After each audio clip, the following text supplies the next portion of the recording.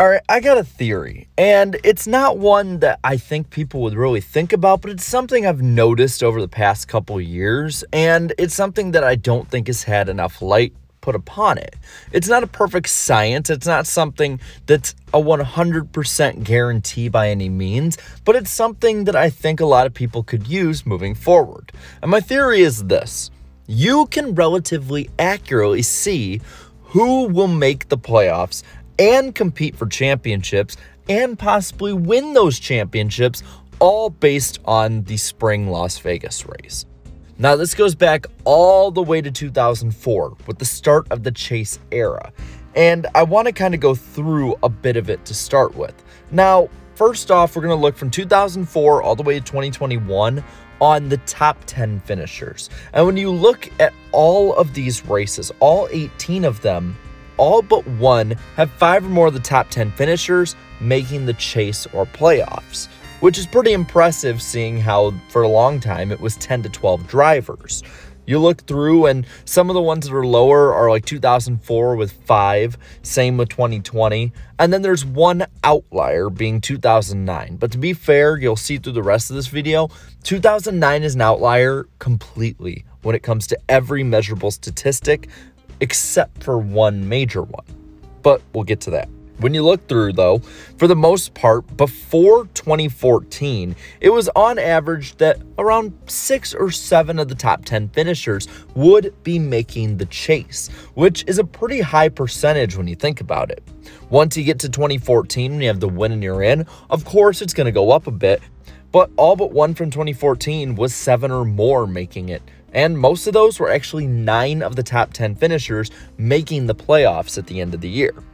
The only outlier being 2020, as I mentioned earlier, where only 5 of the 10 top 10 finishers made it, but I'd say 2020 is a bit of an outlier year altogether.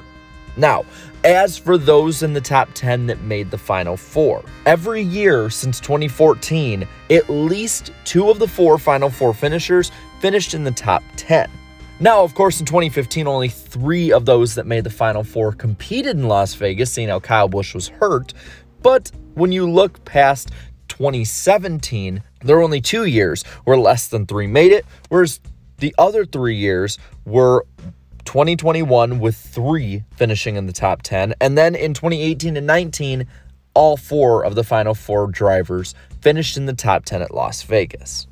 But I can see where you're thinking of it right now. That really doesn't say much. Of course, the guys who are good are going to be in the top 10. Of course, the ones that make the playoffs and compete for championships are going to be in the top 10 at a race like Las Vegas, which is generally like a lot of the others on the schedule. Well, I want to go a little more in depth because yes, the average is about 7 of the top 10 finishers make the playoffs, which is pretty average, I would say, but you can probably see that at most races. Well, let's go to the winners and champions, and we'll go year by year on this one.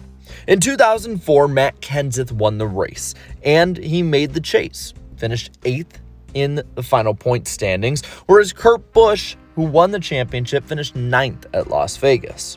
All right, 2005 rolls around. Jimmie Johnson dominates the day, but at the end of the year, ends up finishing 5th in the standings. Tony Stewart barely finishes in the top 10, finishing 10th. Now, fast forward to 2006, Jimmie Johnson began his reign of terror, and he continued his reign of terror at Las Vegas. He won that race before winning the championship. Did the same thing in 2007, just like with the championship, back-to-back wins at Las Vegas.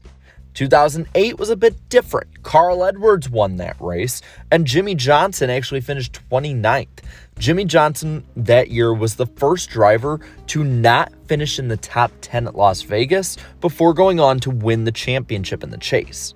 And the next year, he did the same thing, finishing 24th in that race and winning the championship, whereas Kyle Busch became the only driver since the start of the chase and playoff era to win at Las Vegas and completely miss NASCAR's postseason.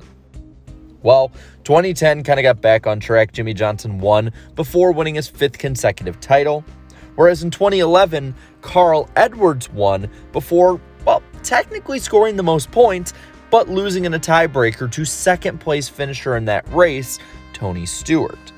Now, Stewart did win in 2012, but he ended up finishing 9th in the final standings, whereas 32nd place Las Vegas finisher Brad Keselowski would win the title that year. Now, first year of the Gen 6 is 2013, and Matt Kenseth gets the win at Las Vegas on his birthday, no less. He went on to finish second in points to the 6th place finisher of that race, Jimmie Johnson.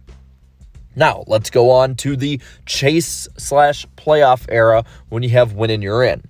Brad Keselowski won a thriller over Dale Jr., finishing 5th in the final standings, though. Kevin Harvick, the 41st place finisher in that race, would win the title.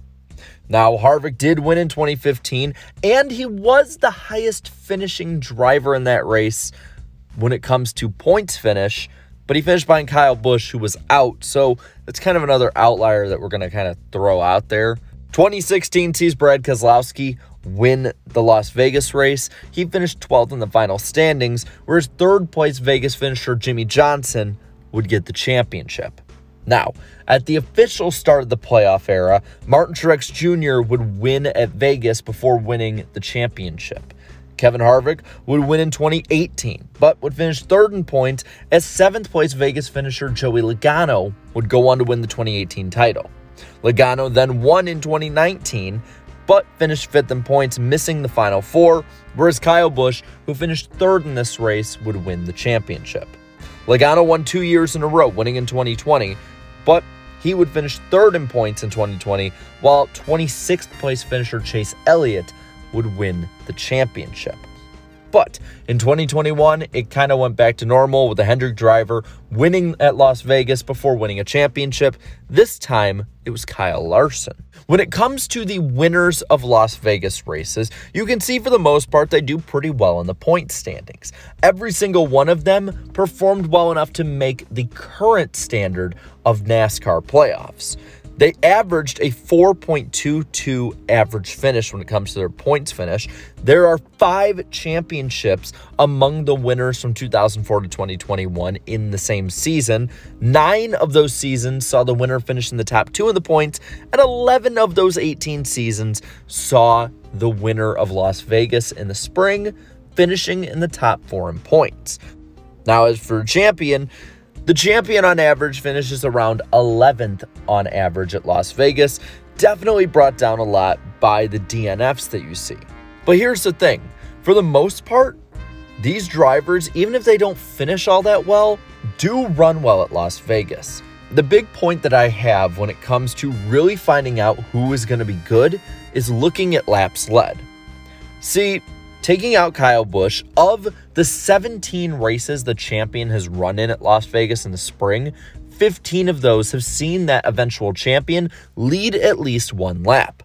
We could see it in a way of through green flag pit stops or strategy like Brad Keselowski in 2012, or we could see it in a thrilling pass for the win like Jimmie Johnson in 2006.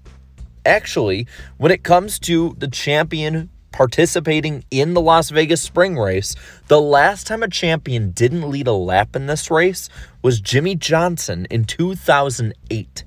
Yes, it has been almost 15 years since we have seen a spring Las Vegas race not be led by a champion when that champion is competing.